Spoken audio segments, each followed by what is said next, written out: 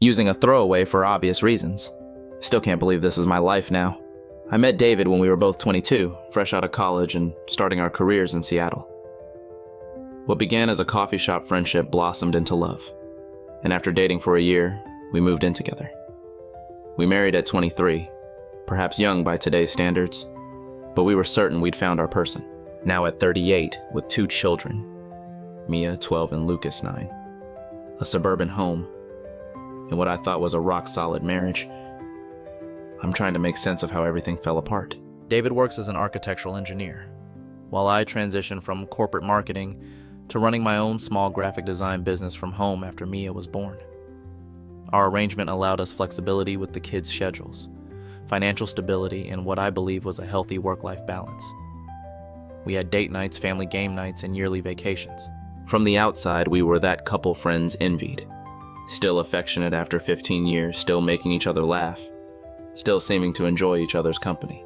The shift was so gradual, I almost missed it.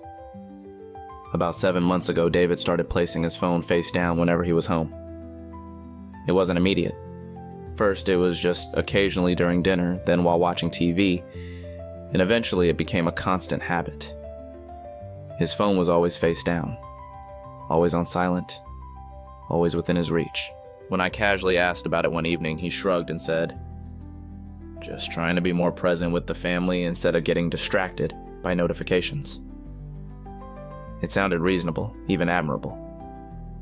I even remember feeling a little guilty for questioning what seemed like a positive change. Other small changes followed. He began taking longer showers with his phone in the bathroom. He started doing more errand runs alone on weekends. He installed a password app on his phone, something about work security protocols. Each change came with a plausible explanation, and each explanation lulled me back into complacency. Then came the late night texting. I'd wake up at 2 a.m. to find his side of the bed empty, only to discover him in the living room, typing on his phone. When asked, he'd say he couldn't sleep and was just catching up on work emails or reading the news. Again, nothing I could definitively call suspicious. But together, these new habits formed a pattern I couldn't ignore. The revelation came from the most unexpected source: our smart home system. About 6 months into these behavior changes, I was setting up our new smart thermostat through the Home app. Since David had initially configured our smart home devices, the app was logged into his account on my tablet. As I navigated through the settings, I noticed something odd in the device history. Our smart doorbell had been registering unusual activity. Specifically, it was being disabled for short periods on Thursday afternoons when I typically took the kids to their swimming lessons. This had been happening consistently for months. Curious, I checked other connected devices and found that the interior security cameras were also being turned off during these same time windows. Why would David be disabling our home security when I wasn't home? The following Thursday, I told David I was taking the kids swimming, but instead dropped them at my mother's house. I parked down the street from our home and waited. Sure enough, about 20 minutes after we would normally leave, a car I didn't recognize pulled into our driveway. A woman got out. Beautiful. Probably early 30s, professionally dressed. She didn't knock or ring the doorbell. She simply entered our home using a key. The betrayal hit me like a physical blow. David had given someone else, another woman, a key to our home. The home where our children slept. The home we had built together. I sat in my car shaking, unsure what to do next. Part of me wanted to storm in and confront them both. Another part couldn't bear to see whatever was happening inside. Eventually, I drove to a nearby park and called my sister, who talked me down from my panic and helped me think clearly. I didn't confront David that night. Instead, I began gathering evidence. I checked our credit card statements and found restaurant charges on Thursdays when he claimed to be working late.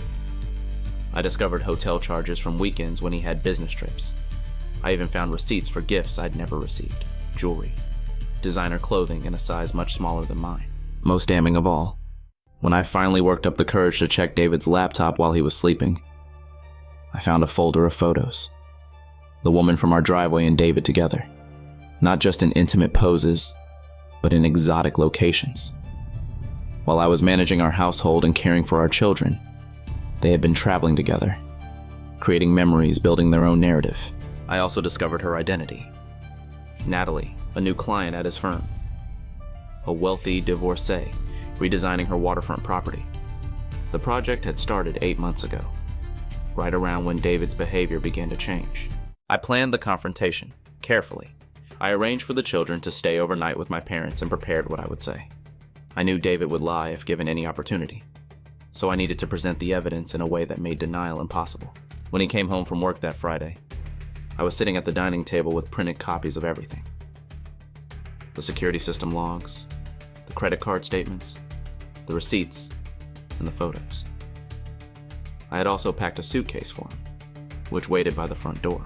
"We need to talk about Natalie," I said as he walked in, his face instantly draining of color at her name. "Who?" He attempted weakly, but his expression had already betrayed him. "Don't insult me by lying," I said, surprised by the steadiness in my voice. "I know she's been coming to our home when I'm gone. I know about the hotels, the trips, I know everything, David." He stood frozen for a moment before his shoulders slumped. He sank into the chair across from me. "How did you find out?" "You disabled our security system but forgot the activity logs," I replied, sliding the printouts toward him. "Everything else was easy to find once I knew what to look for." What followed was a confession that altered the foundation of my reality. The affair had started innocently enough. Natalie hired his firm for her renovation, specifically requested him based on his portfolio, and they began spending time together during consultations. Flirtation led to emotional intimacy, which eventually became physical. What he had initially told himself would be a brief fling had evolved into a parallel relationship. "I never meant to hurt you," he said, the cliche so painful I almost laughed.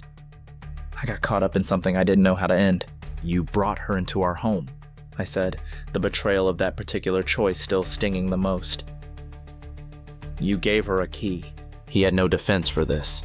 It was wrong. I know it was wrong. When I asked if he loved her, his hesitation was answer enough. When I asked if he still loved me, he claimed he did, but in a different way now. The honesty, at least, was refreshing amid the lies. "How long were you planning to continue this double life?" I asked. "I don't know," he admitted. "I kept thinking it would end naturally, that she'd get tired of the arrangement or I'd find a way to break it off. But then more time would pass, and it became harder to imagine ending either relationship." Those words, "either relationship," confirmed what I needed to know. In his mind, what he had with Natalie wasn't just an affair.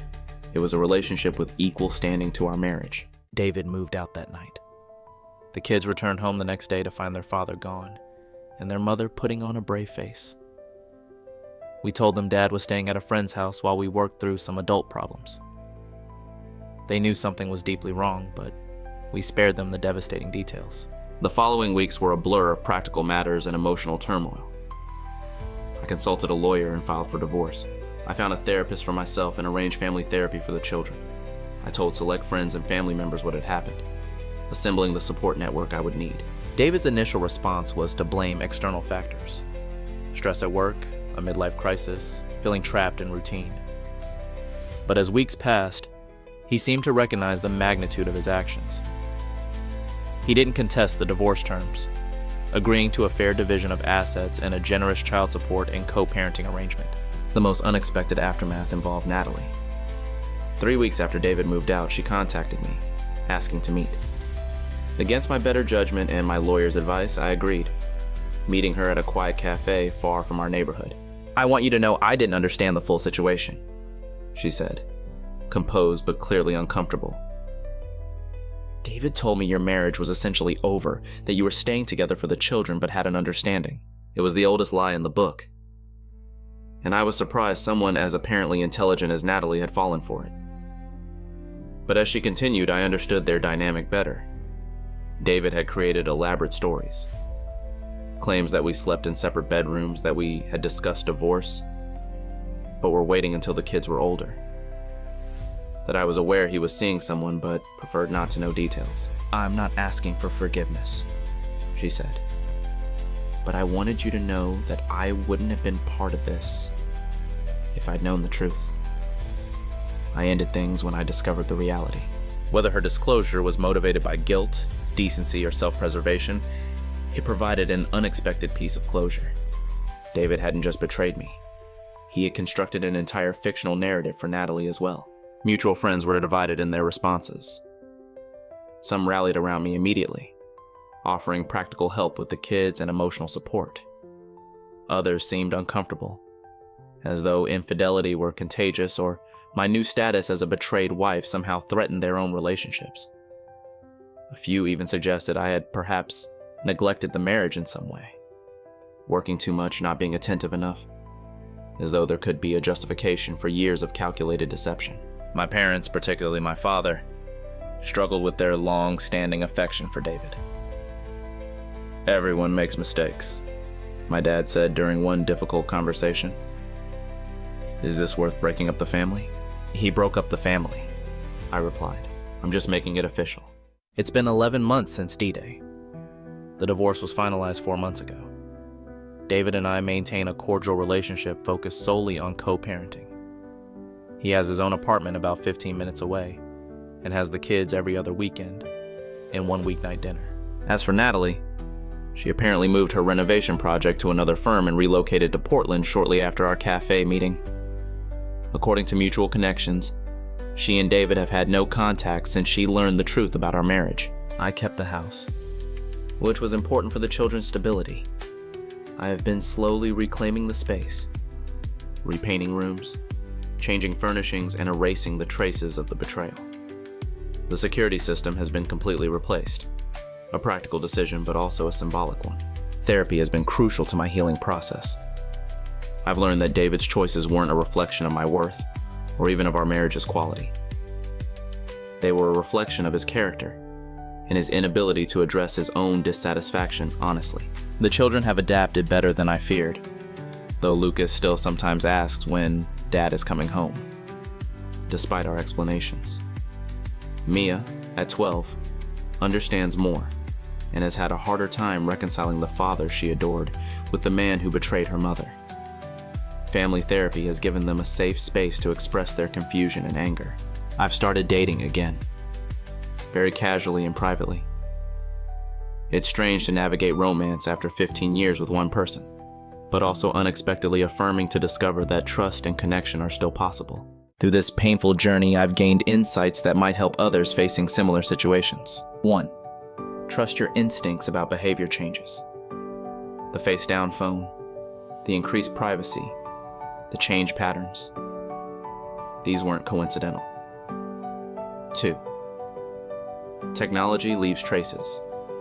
In our digital world, the evidence of betrayal often exists in unexpected places. Security logs, cloud storage, connected accounts. 3. When confronting a cheater, preparation matters. Having irrefutable evidence prevents gaslighting and minimizes denial. 4. Children are perceptive, but resilient. They deserve age-appropriate honesty and consistent reassurance that they are loved, and that the breakdown of the marriage isn't their fault. 5. Healing isn't linear. Some days I feel strong and forward-looking. Other days a memory or trigger brings the pain rushing back. Both are valid parts of the recovery process. 6. It's possible to disentangle co-parenting from the pain of betrayal. It requires boundaries, emotional discipline, and focusing solely on the children's well-being. For those in the early stages of discovery, know that the overwhelming pain does eventually become manageable. The future you envisioned is gone, but a different future, one with the potential for authentic relationships based on genuine trust, is possible. And for those noticing the small changes, the face-down phone, the new passwords, the unexplained absences, trust yourself enough to investigate. The truth, however painful, is preferable to years of deception. TLDR. Husband started putting his phone face down at home, leading me to discover he was bringing another woman into our house when I wasn't home. After finding evidence through our smart home system and confronting him, I filed for divorce. 11 months later, I'm rebuilding my life and focusing on our children's well-being. Edit 1. Thank you all for the overwhelming support. To answer some common questions. 1. Why did you meet with Natalie? I needed to understand her perspective and whether she knew about me and the kids. Closure was important for my healing process. 2. How did you tell the kids? We worked with a family therapist to find age-appropriate ways to explain that Dad had made choices that hurt Mom, and that we couldn't live together anymore. But we both still loved them completely. 3. Did you ever suspect before the smart home discovery? On some level, yes, but I rationalized away each red flag because I trusted him implicitly and couldn't imagine he would risk our family. 4.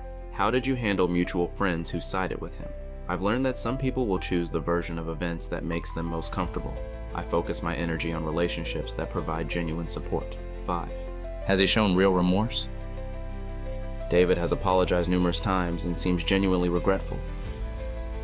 But I've noticed his regret centers more on losing his family unit than on the pain he caused. True accountability is still evolving. Thank you again for the kind words and shared experiences. This community has been an unexpected source of strength.